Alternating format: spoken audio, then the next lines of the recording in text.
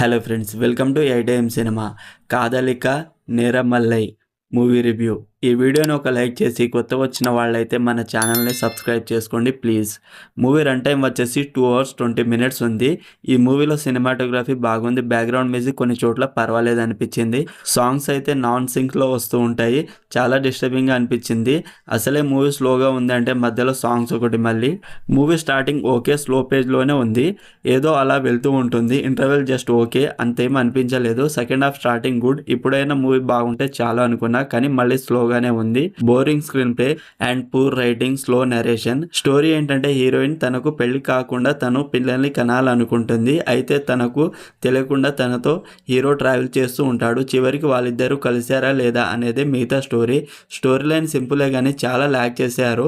నిత్య మీనన్ అండ్ జయం రవి వీళ్ళిద్దరి acting decent అనిపించింది. ఓవరాల్ మూవీ నాకైతే నచ్చలేదు. Streaming on Netflix. మరిన్ని మూవీ రివ్యూల కోసం మన ఛానల్ని సబ్స్క్రైబ్ చేసి బెల్ ఐకాన్ ఆన్లో పెట్టుకోండి. Thank you.